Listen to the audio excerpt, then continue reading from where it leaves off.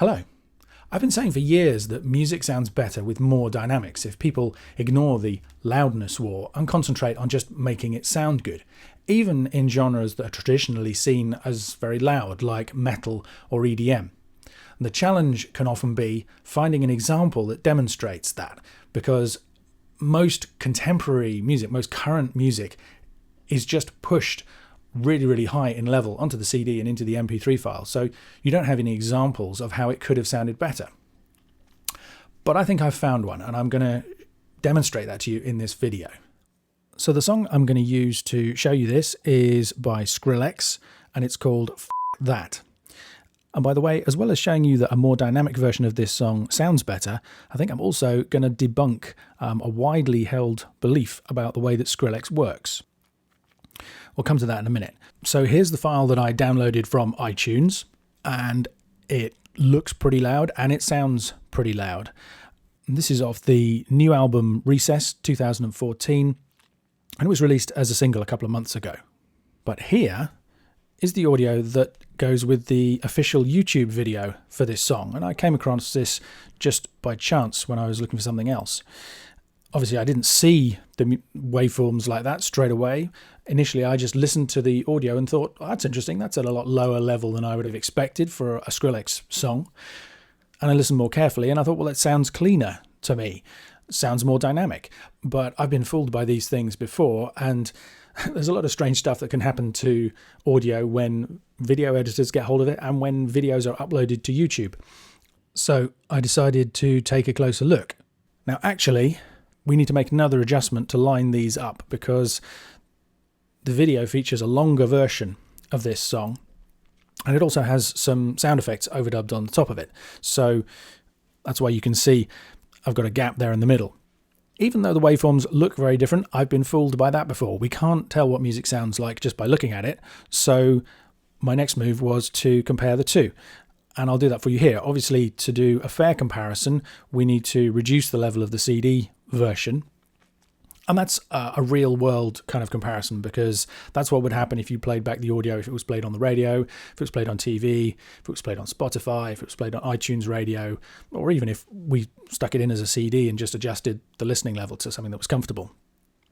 So I measured both versions using an R128 LUFS loudness meter, and the CD comes out as being 6 dBs louder than the video version. So we'll turn the CD down by 6 dBs. And then I'll play you a comparison. So let's just pick a section here. I'll start by playing you the video soundtrack.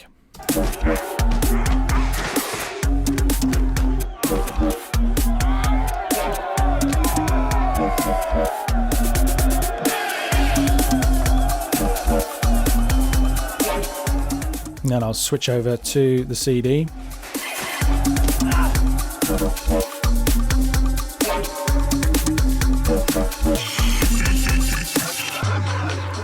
And I'm sure you can hear and see on the meters that this wasn't just some fluke. The video soundtrack for this song actually is more dynamic, less limited, less compressed than the CD master.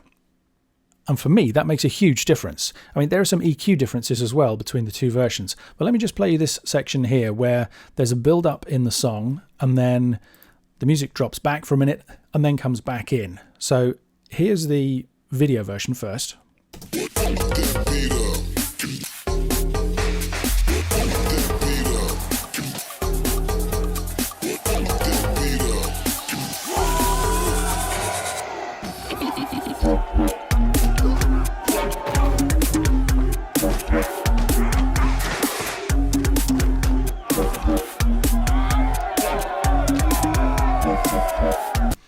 And now I'll play you the same thing from the CD.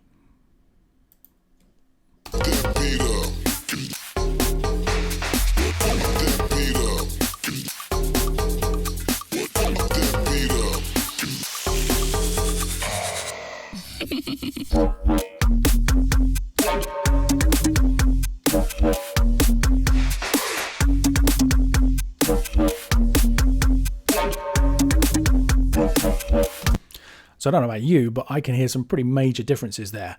One of them is there's much more distortion in the CD version, especially on that low bass line. There's a hint of that same distortion on the video version, but it was nowhere near as extreme, nowhere near as crunchy. But the other thing is that just as the waveform suggests, there's no contrast between the two sections. In the CD version, the music plays for a bit, it pauses for a moment, and then it comes back, and it's kind of like nothing much has changed. Whereas the video version really builds through that and comes back with more energy, more life, more weight, more dynamics. Let me just play that again. I'll play the CD version first.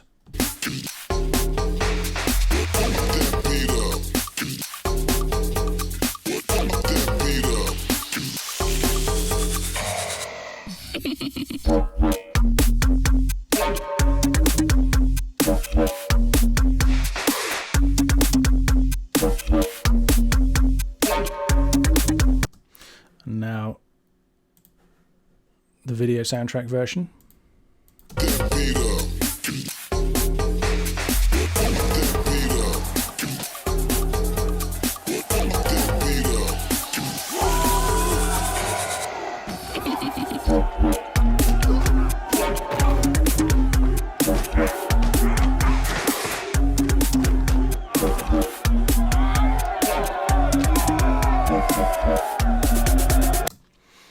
So hopefully you can hear that.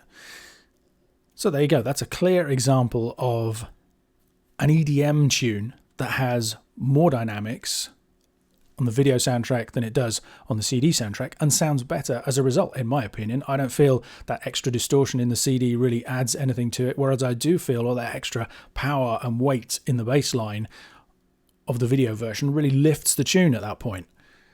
And incidentally, just before I go any further with this discussion, I can already hear people out there telling me this isn't EDM. This isn't a classic Skrillex tune. In fact, if you go to the YouTube comments of that song, you will find a lot of people bitching about the fact that they don't like it. They don't think it's what Skrillex should be doing musically. Interestingly, there's nobody saying that I've found that they think it's too quiet. But let's move on. But this isn't the only example. Over here, I have the audio from a performance of Bangarang from Glastonbury 2014.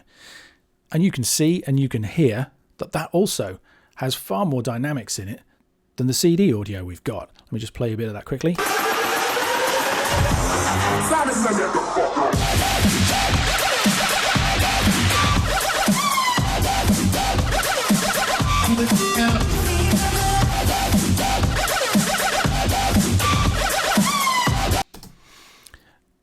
Now I can hear another objection, which is people saying, well, that's a live performance. But this isn't a live performance of a band with singers and drums and acoustic instruments that generate their own dynamics. This is EDM. It's computer-generated music being played back from a hard drive, maybe. I'm not sure exactly what Skrillex uses in his live set. Maybe he has banks of sequencers running. But this, to me, is likely to be closer to the sound that comes out of the studio when Skrillex is working. And that takes me back to the popular misconception I mentioned earlier about Skrillex's music. Because the question is, where did these extra dynamics come from? They kind of been added back in by the video editors, and they kind of been added by the front of house guy at Glastonbury. Those dynamics must have been in the original mixes in the first place. Now, who knows why the video soundtrack is more dynamic? My guess is it's because they wanted to put a video with the full version of the song. And we can see that what's on the CD is an edit. So that file was probably supplied to the video editors for the cut with all of the original dynamics intact. But this flies in the face of what, I've actually repeated this to people, this idea that Skrillex's tunes haven't been really aggressively mastered, that he actually makes them sound like that in the studio. There's this story of him actually sidechaining the bass off the kick drum in his tunes by hand, individually for every kick drum hit, to get it sounding perfect. Now, that might still be true. But even if it is, what these two waveforms say to me is that when Skrillex has finished with it, the music still has good dynamics in it. When people ask me how loud should they make their music, I always recommend they don't push it so that the difference between the peak level and the loudness is less than 8 dBs. That's a reading of DR8 on the TT meter. It's a peak to loudness ratio of 8 dBs.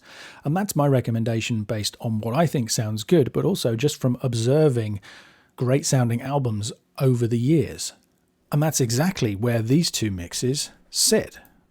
which says to me that that's the way Skrillex makes them sound in the studio. Even if he is doing all this amazing work to achieve his final sound, he's not clipping and limiting it so that it looks like this. Seems to me that that's happening at the mastering stage instead.